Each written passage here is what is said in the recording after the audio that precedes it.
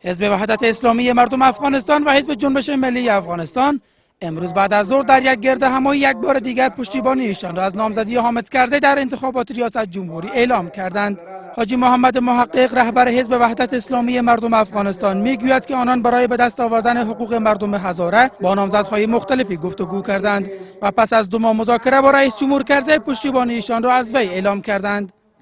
معاونت ریاست جمهوری با 5 وزارت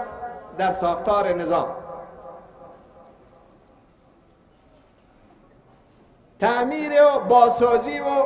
احداث و پخته‌سازی تمامی سرک‌های شمال به جنوب، شرق به غرب در مناطق مرکزی و راه‌های مواصلاتی داخل هزاره جان و برآورده شدن آرزوهای سالیان درازی که مردم بیسود و جاغوری برای ولایت شدن منطقهشان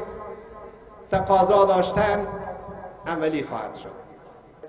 وی می‌افزاید که آنان هیچ وقت از خواسته‌هایشان کنار نخواهند رفت و از حقوقشان دفاع می‌کنند. در این گرد همایی از امتیازهای داده شده برای حزب جنبش ملی افغانستان چیزی مطرح نشد. بازسازی و احداث و پخته‌سازی تمامی سرک‌های شمال به جنوب، شرق به غرب در مناطق مرکزی و راه‌های مواصلاتی داخل هزاره جان و برآورده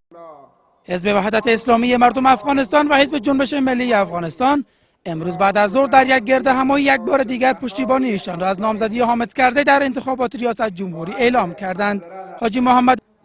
معاونت ریاست جمهوری با 5 وزارت در ساختار نظام،